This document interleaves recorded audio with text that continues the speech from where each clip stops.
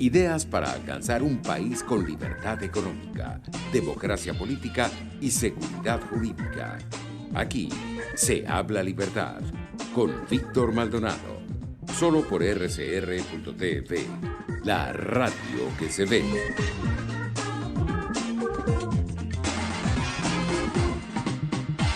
Bueno, volvemos con Aquí se habla libertad, 25 de junio, día de San Guillermo Abad. Saludos a Abraham Bencid, a Yoyo Juárez, a María Macei, a Iron King, que están incorporados y debatiendo por el chat de YouTube de RCR 750.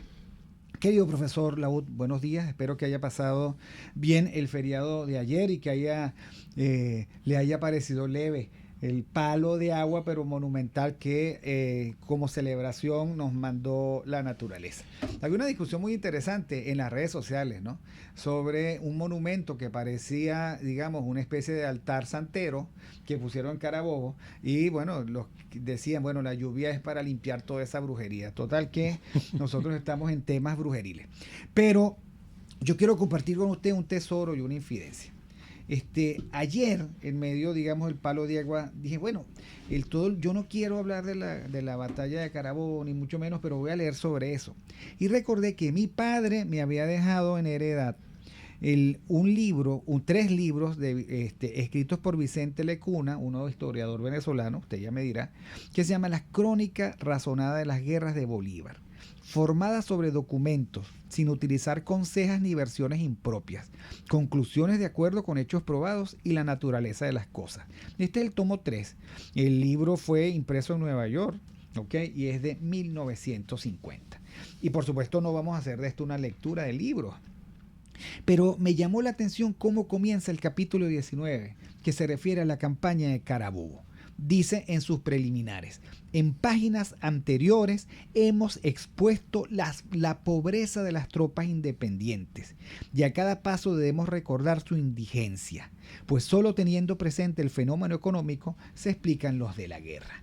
Bueno, no voy a leer, me leí varias páginas de este capítulo y me di cuenta de varias cosas. Uno, no es la batalla de Carabobo, sino la campaña de Carabobo, porque hay una batalla de Carabobo anterior, ya nos hablará el profesor Laud. Lo segundo, todo ese cuento de peliculita, el libertadores perfectamente uniformados, a los que en medio de la batalla no se les cae el sombrero. Y decía, cónchale, no se les cae ni el sombrero de pico francés, no se les cae. Los tipos están en medio de la batalla, con una espada contra la otra, fusil contra el otro, que además los generales no se dedicaban a eso, creo yo. Y sucede que no se les cae, no se les rompe ni un botón, pero qué maravilla, ¿no? Con qué están atados los hombres. Y sucede que yo voy leyendo las crónicas razonadas de la guerra de Bolívar de Vicente Lecuna, y voy además aprendiendo, y me doy cuenta que la Guardia, así se llamaba, el ejército que comandaba el Libertador se llamaba la Guardia. Después el profesor Laud nos aclarará, el historiador del profesor Laud, yo de esto no sé. Y sucede que pasaban hambre, y Bolívar pidiéndole a Páez de rodillas, por favor, mándame unas vacas y unos caballos, y Páez haciéndose el duro. Por supuesto, la segunda característica es, la tercera característica es que no es verdad que andaban muy unidos. Había muchísima discrepancia, y de hecho en la campaña de Carabobo no se suma ni Nueva Esparta, ni se suma, digamos, todo el oriente del país. Como que encara Bermúdez, que toma Caracas y que pierde Caracas y que la vuelve a tomar. O sea, por supuesto se nota el genio y la disposición de Bolívar como militar, pero no es como nos lo pintan. Y además, lo último que voy a decir, como para encuadrar la narración del profesor Laud, venían de un armisticio muy conveniente, y venían de un armisticio, estaban en armisticio porque se estaba muriendo de hambre, no había forma de mantener ni la Guardia Libertador ni las tropas patriotas, porque no tenían ni plata, ni Colombia mandaba dinero, Bolívar estaba endeudado, y para mantener a 5.000 hombres había que matar unas cuantas reses diarias, además había que pagarle. Y lo otro que me sorprendió es que contaban con reclutas, que era juro la cosa. Y entonces los reclutas trataban de evadirse Bolívar y los generales lo castigaban. Llega un momento en que en Bolívar llega y dice, había tanto ladrón que decía, mira, yo prefiero irme solo a la batalla y no dirigir un ejército de canallas. Bueno, esa partecita uno nunca la va a ver, esa frase nunca la va a ver uno en las redes sociales del gobierno. Nunca lo va a ver. Bolívar parecía que estaba harto de los ladroncitos, de los que se robaban, qué sé yo. Decía, sí, gente que se roba cosas. Bueno, y Bolívar muy tratando de ser muy firme en eso. Y la desconfianza total. Y por último, ya no hablo más. Sucede que, y lo dice Lecuna, como siempre los venezolanos en su forma ligera de no hacer las cosas bien. Bueno, contrataron un bojotal de municiones y a la venezolana llegó la pólvora, llegó el plomo y no llegó el papel y por lo tanto eso no servía. O sea, a la venezolana, ahí te mando una cosa, en fin, nada, lo de gesta heroica, entre comillas. Por supuesto fue muy importante, y yo no le quito la importancia, pero parte de lo que nosotros tenemos que revisar es cómo nosotros vemos nuestra propia historia, una historia engolada de gente uniformada que habla, digamos, como si estuviese declamando en un teatro, y la verdad es que parece ser que lo que estaban pasando era hambre. Profesor Laud.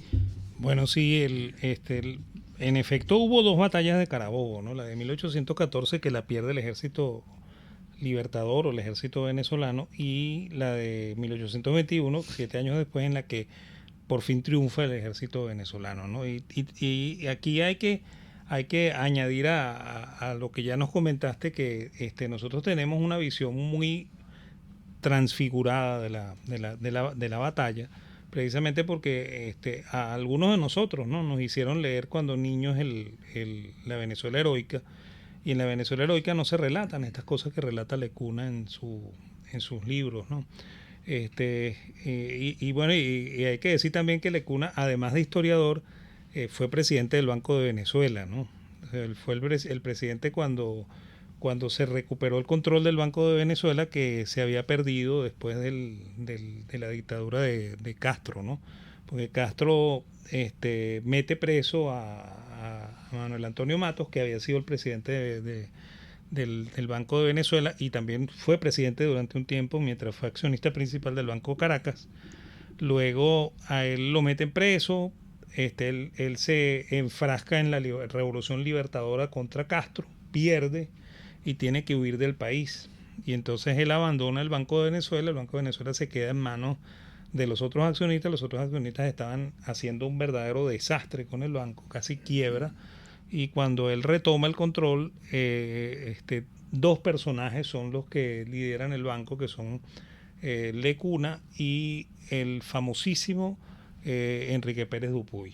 Lo que pasa es que Enrique Pérez Dupuy, como era un políglota, entonces Gómez le solicitó el concurso para que él hiciera algunas misiones internacionales, ¿no? Y por eso es que aparece constantemente Lecuna como presidente del banco. Sin embargo, había un acuerdo en el cual ambos debían compartir la presidencia, que nunca se cumplió por eso de que Gómez manda a Pérez Dupuy fuera de Venezuela, ¿no? Ahora, con respecto a la independencia. Bueno, pero vamos un momentico al corte de las 11:30 y le entramos a la independencia en lo que volvamos del corte. Ahí vemos. Vamos al corte. Aquí se debaten temas de interés nacional e internacional. Aquí se habla libertad con Víctor Maldonado. Solo por RCR.tv, la radio que se ve. Puedes seguirnos en nuestras redes sociales. En Twitter, @RCR750, la radio que se ve. En Global Therapy seguimos comprometidos con tu rehabilitación física, te ayudamos a recuperarte de tu posoperatorio y en el alivio del dolor. Búscanos en el Centro Comercial Multiplaza Paraíso Nivel Empresarial 2 a través de Twitter e Instagram o llámanos al 0412-256-1104. Y no olvides lavarte las manos con agua y jabón y cumplir con el distanciamiento social. Global Therapy y despídete del dolor. Moisés Naim en Efecto Naim. Hola, soy Moisés Naim desde Washington. Conéctese a rcr.tv. También nos puede seguir por @Efecto Naim en Twitter y estamos en Facebook y en Instagram. Y no olvide que puede disfrutar todos los contenidos del programa cuando usted quiera, suscribiéndose a nuestro canal de YouTube. Nos vemos en la radio. Los miércoles y viernes a las 7 de la noche. Solo por RCR 750 AM. RCR 750 AM. Porque lo bueno une.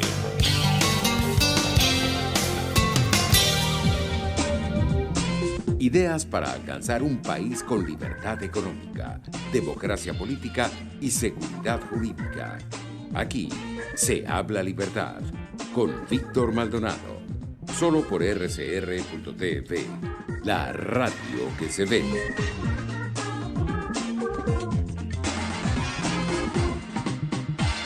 Bueno, continuamos con Aquí se habla libertad.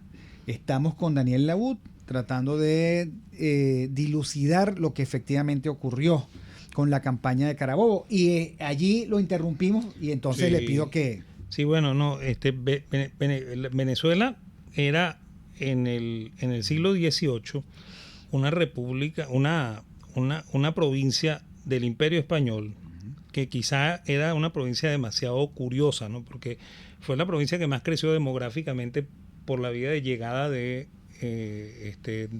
españoles que venían a radicarse en Venezuela, porque Venezuela tenía muchísima perspectiva económica, ¿no? Uh-huh. O sea, a finales del siglo XVIII Venezuela era lo que nosotros llamaríamos hoy en el siglo XXI un territorio en efervescencia, ¿no? Uh-huh. Estaba creciendo económicamente. Y lamentablemente Europa entra en guerra con Napoleón y España es víctima de esa guerra, ¿no? Y ahí entra la provincia a empezar a sufrir, ¿okay? Y entonces así, eso es una de las causas económicas que Lecuna nos dice ahí que la economía es importante para entender la historia. Es una de las causas económicas del por qué en Venezuela se desata ese movimiento de separación del imperio, ¿no? Porque hay una cosa que hay que aclarar, yo siempre se la trato de aclarar a los alumnos, que nosotros jamás fuimos colonia, ¿okay? Nosotros jamás fuimos parte Bueno, de... hay que aclarárselo a toda el alba, Sí, porque ayer todos los discursos nos liberamos como colonia, estábamos sí, sometidos. nosotros jamás fuimos colonia.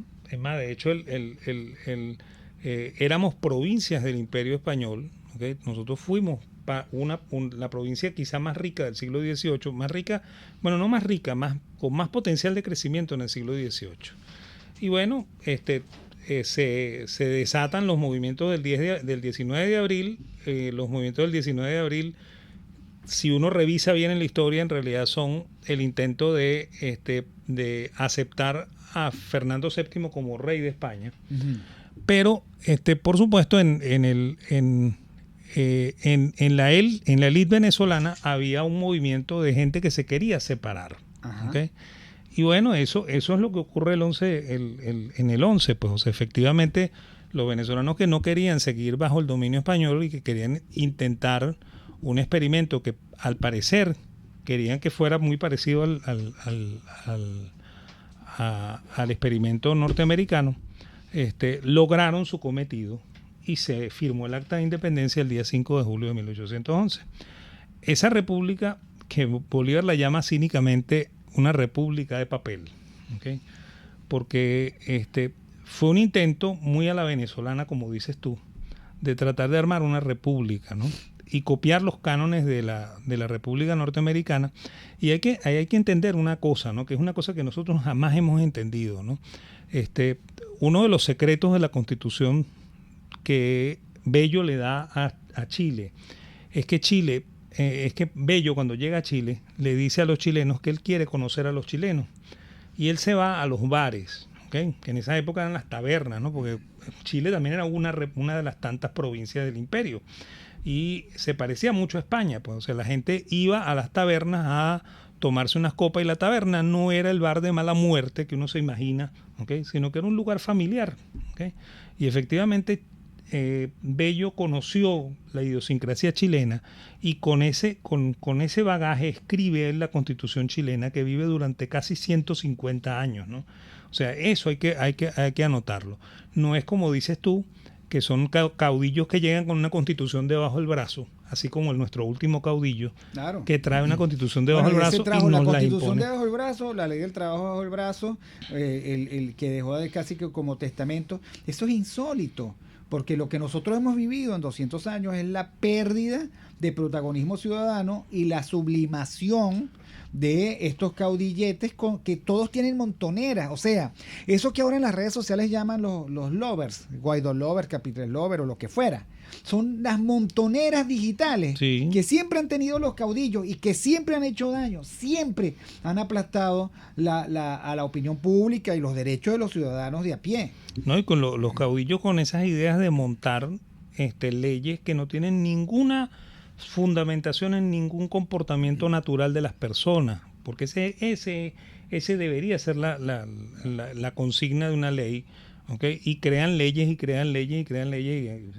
Esto es una locura insoportable de leyes que no funcionan y que no pueden funcionar. Bueno, como estábamos comentando, entonces ahí se pierde la Primera República, después Bolívar intenta la Segunda República, vuelve a fracasar en la Segunda República y después se intenta el proyecto de la toma de Oriente, ¿okay? Parece que Bolívar por fin entiende que el asunto no es de él solo moviendo tropas, sino de acordar con gentes que tengan tropas, ¿okay? Y puedan ayudarlo a conseguir los cometidos. De hecho, convence a los líderes de Oriente, y así se conquista Angostura, ¿no? La actual Ciudad Bolívar. Sí, porque Caracas fue la que lo llamó Libertador. ¿Cómo llega a ser Bolívar a ser el jefe supremo? Porque era un reconocimiento uno a la vez, ¿no? Bueno, precisamente porque él tiene, como dices tú, el genio, ¿okay? de entender que los procesos no son feudalísticos, ¿okay? por darles un calificativo, y que el proceso tiene que estar liderizado por alguien, ¿okay? Y tiene que contar con la concurrencia de todos los demás, ¿okay? Efectivamente, esa es la genialidad de Bolívar, ¿no? Y de hecho, eso lo vamos a ver muchas veces, ¿no? Por ejemplo, cuando Mariño se rebele contra Vargas, es otra vez ese intento de que yo tengo derecho a ser el líder de este juego. Y cuando Monagas se rebela y asalta el Congreso y manda asesinar a algunos de los líderes, entre ellos muere lamentablemente Santos Michelena. Entonces él también está imponiendo su voluntad, imponiendo su característica de caudillo regional. Oye, por cierto que en la campaña Carabobo, o sea, en 1821 muere como vicepresidente de la República Juan Germán Rocio, ¿no? Sí, bueno. O sea, muere antes de ver la independencia o el punto culminante de ver el asunto materializado, ¿no? Y bueno, y también hay un mito, ¿no? O sea, nosotros creemos que la última batalla es Carabobo, y eso es falso, ¿no? Porque después de Carabobo hay varias batallas, ¿no? De hecho, la batalla más famosa es la batalla del lago de Maracaibo, ¿no? ¿Okay? Porque efectivamente aquí hay que entender también algo, que Venezuela no se pudo independizar de la manera tan rápida como ocurrió en la Nueva Granada, actual Colombia, o como ocurrió también en Ecuador, ¿okay? Porque en Venezuela había mucho sentimiento en favor del rey, claro. ¿okay? Porque en Venezuela se entendía, o sea, nosotros teníamos una condición como provincia, como nosotros éramos muy desordenados, ¿okay? Siempre lo hemos sido, y había mucho contrabando. Entonces nosotros entendimos la monarquía como si fuese una suerte de democracia, ¿okay? Y nosotros creíamos que ese despelote nos gustaba. ¿Okay? Por eso es que cuando nosotros nos dicen no, que viene la República, empezamos a pensar eso significa orden, eso significa que yo no puedo hacer lo que me da la gana. A mí eso no me gusta, a mí me gusta el rey, ¿okay? Entonces, claro, en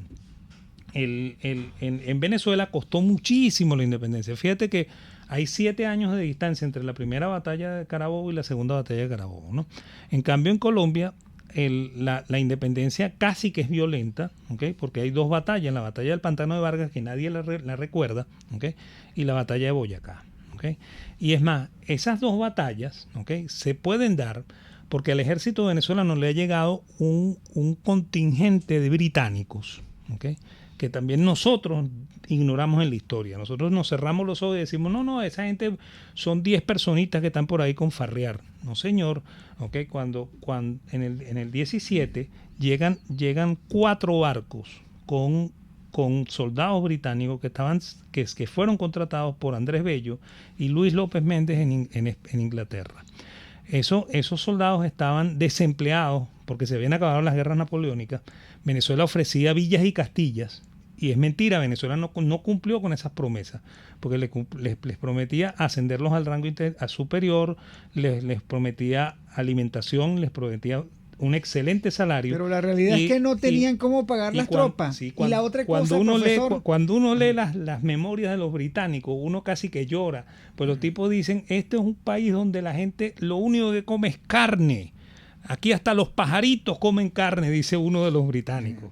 ¿Okay? Bueno, porque así lo resolvían. Porque es que lo resolvían era con reces. Ahora, dos cosas interesantísimas respecto de esto. Uno, caí en cuenta también, es tan verdad lo que usted dice respecto de que éramos provincia, que los pagos creo que lo hacían en moneda española, ¿no? Sí. Cuando hablan de los reales y los quintos reales y los reales de plata, eso eran moneda española. O sea, la república en armas pagaba con la moneda del imperio al que combatía, claro, supuestamente.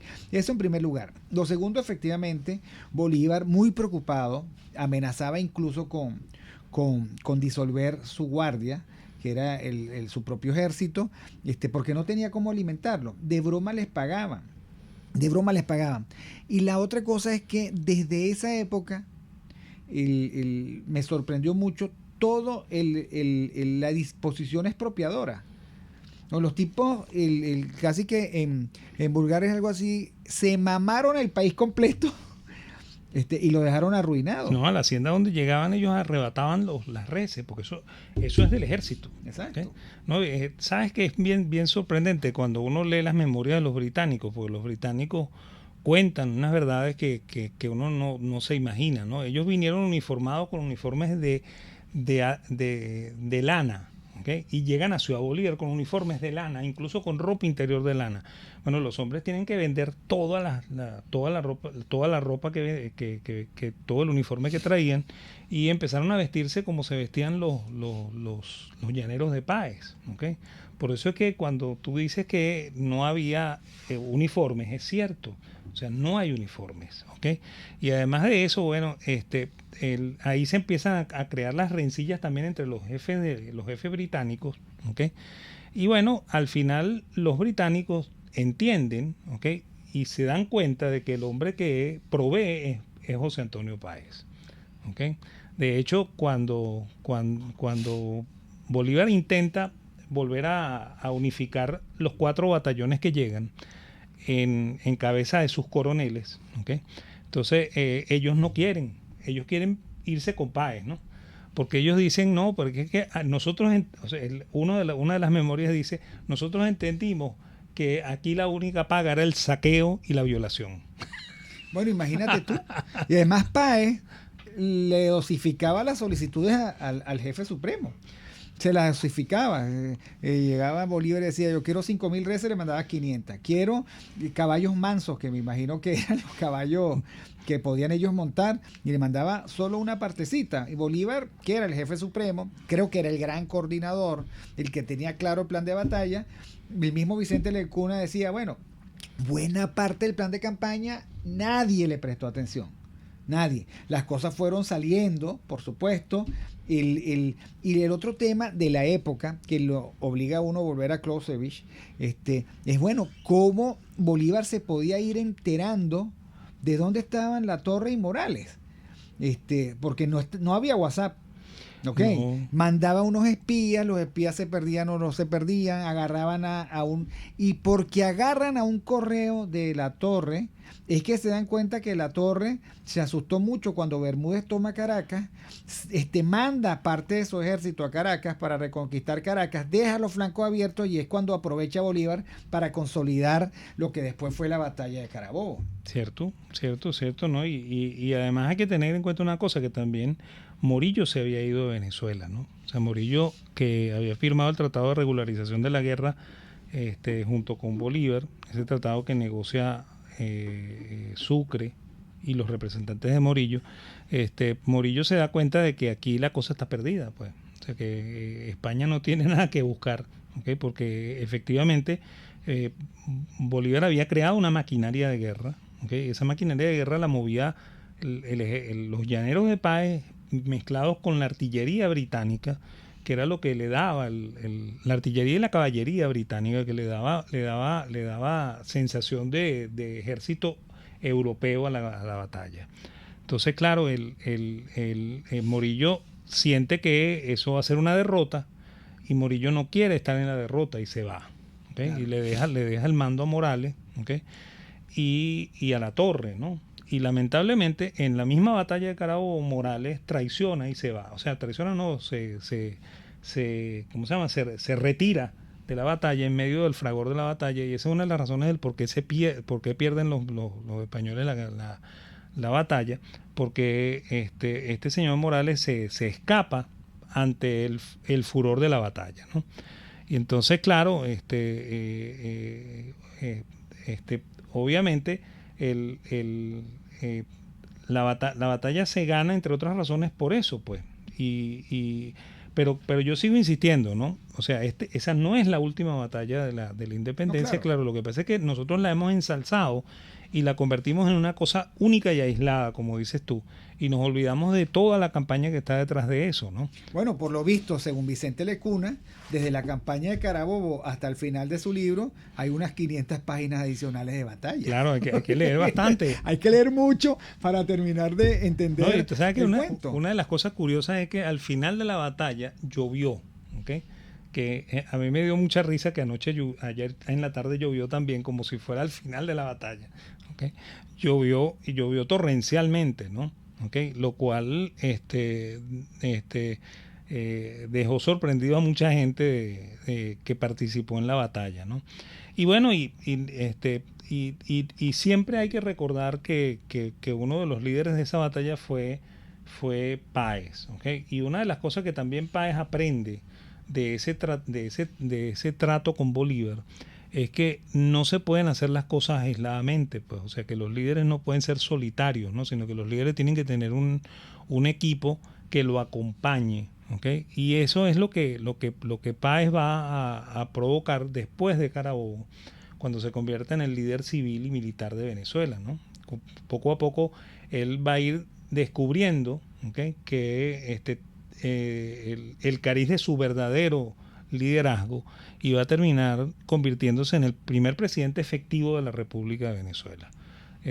Yo creo que una de las cosas que nosotros tenemos que rescatar de la batalla de Carabobo es mucho de la figura de Páez, ¿no?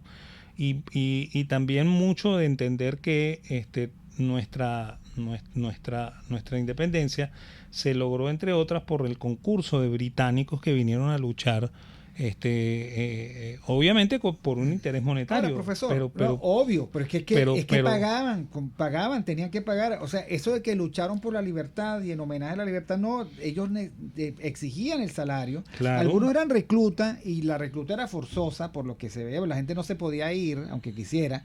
Algunos, incluso la gran lucha del Libertador y de los generales, porque los reclutas se la pasaban comiendo yuca amarga para enfermarse y evitar la batalla y evitar las movilizaciones. Y entonces ahí el único que efectivamente, los únicos eran por supuesto los generales, Bolívar, etcétera, pero el ejército venezolano era pago, había que pagarles, sí, y había que uniformarlos. Pero yo no he logrado imaginar, pero me imagino cómo era que iban a la batalla, cuál era el, entre comillas, uniforme. No, eso no había uniforme. De hecho, por eso es que comentan que Páez andaba siempre descalzo, ¿no? ¿Okay?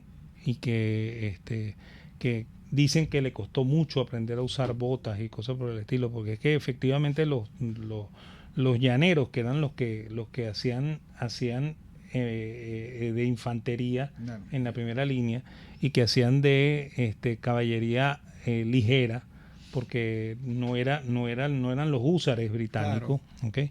Entonces ellos andaban sin camisa, ¿okay? Sin zapatos y con un pantalón estilo pescador, de esto que les llegaba hasta la rodilla, ¿no? O sea que andaban técnicamente desnudos, ¿no?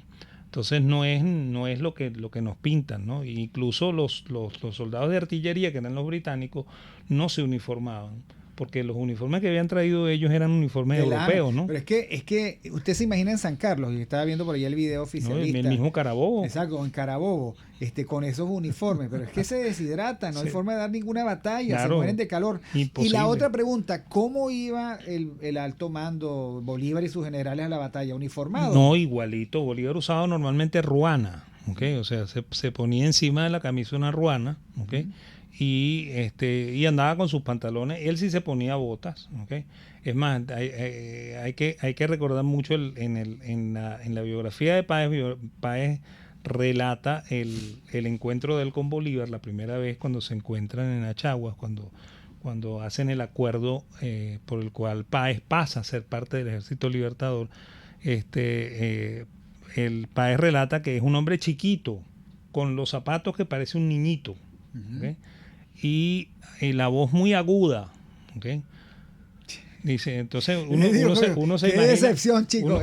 Uno se imagina una cosa completamente distinta, claro, ¿no? Cuando uno ve siempre los discursos apoteósicos y las narraciones apoteósicas de los desfiles, sucede que cuando va a hablar Bolívar, habla Dios del trueno. Sí. ¿Okay? Y sucede que cuando uno va a la casa de Bolívar en Bogotá y uno busca la cama de Bolívar, bueno, eso es una cuna. No, y en la casa del Libertador, en el centro de Caracas, está la ropa, y la ropa es la ropa de un muchachito. De un muchachito, exacto. Porque entonces, es que no llegaba a medir más de 1,50, pues. Claro, entonces, claro, la impresión que da es esa, ¿no? La impresión de y la imagen que uno tiene, ¿no? Porque cuando yo me acuerdo que la vez que yo fui con mi mamá y con mi tía por la primera vez a la casa de Bolívar y veo la ropa, yo no podía creer que eso fuera la ropa del Libertador y los zapatos del Libertador. Yo, que era un niño, tenía ropa más grande que esa que estaba allí. Entonces yo decía, no puede ser, esto no puede ser, decía yo. Y claro, porque yo me imaginaba un hombre de 1,80 m. Claro, ahora, interesante porque era pequeño para la época. Yo recuerdo haber leído de Hobsbawm que los ejércitos napoleónicos eran muy pequeños, pero que eran con un vigor, eran pequeños porque lo primero que se pierde es el tamaño cuando hay defectos nutricionales, etc. Sí, bueno, la estatura de la gente del 19 no era la estatura de hoy. Claro. ¿Okay? Nadie se puede imaginar que los soldados eran como Felipe VI, y saben que la gente se burla mucho de Napoleón, por ejemplo, que dicen que Napoleón era pequeño, y resulta que Wellington era más pequeño que Napoleón. ¿Okay? O sea que es común en toda la en toda la gente del 19. Páez como que era más alto que Bolívar. Sí era. Y Bolívar era de un cuerpo enjuto más bien, ¿no? Más pequeño, no, más delgado. Y eso tiene su razonamiento, ¿no? O sea, Páez nace en el llano venezolano. Páez se cría en el llano venezolano, comiendo donde se come carne con proteína, ¿okay? Eso hace crecer. Y esa es una cosa que también yo le comento a los alumnos, ¿no? Que porque siempre cuando uno pasa por ahí por el Paseo Colón, uno ve las estatuas que pusieron hoy en sustitución de Colón, y ve las estatuas de esos indios musculosísimos, ¿no? Y entonces yo le digo a ellos, bueno, ustedes vayan a la Gran Sabana, vean cómo son los indios y compárenlos con estos indios. Y los indios de la Gran Sabana comen más proteína que los indios que estaban porque aprendieron a comer gusanos, en el mejor sentido. Yo los probé, riquísimos. Pero no es que no tienen muchos animales en la mano. No, es que no tienen muchos animales. Es más, de hecho, el ganado llega con los españoles en la conquista. Bueno, aquí nosotros tratamos de desmenuzar la historia a favor, por supuesto, del verdadero conocimiento de nuestra historia, porque es que mientras nosotros no resolvamos este tipo de detalles y caigamos en cuenta de que todos nos están mintiendo, todos nos están mintiendo, no podremos echar para adelante. Y con mucho orgullo hay que decir que esos llaneros desnudos ganaron muchas batallas a ejércitos profesionales, que ese hombre pequeñito y delgadito que era Bolívar era un genio muy comprometido, tenía una orientación al logro, el imbatible, y muchos defectos, muchísimos defectos.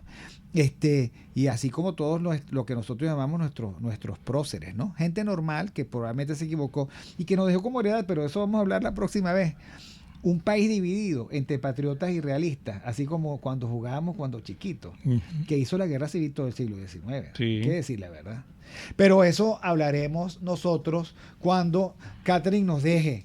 Catherine, no nos regañe. Ya vamos a cerrar. Gracias por este programa. Ya viene la voz que enamora a leernos las mejores noticias, que es Argenis Barreto. Gracias a Jaime Nestares en la dirección general de la estación, a Wilipsa Arcaya en la gerencia de producción, Catherine Manzano en los maquillajes de radio y en la producción, José Gregorio González en los controles, Argenis Barreto ya en la puerta para leernos las noticias. Estás muy apurado, debe ser que vas a leer noticias buenísimas. Debe ser que las noticias están pero buenísimas. Y Marilia produciendo contenido con su equipo. Chao, nos vemos el lunes. Ya no puedo acercarme ya a tu boca sin desearla de una manera loca. Necesito controlar tu vida, ser quien te besa y quien te abriga. No hace falta que te diga que me muero por tener algo contigo. RCR presentó Aquí se habla libertad con Víctor Maldonado, solo por rcr.tv, en Twitter y Periscope, @RCR750, la radio que se ve.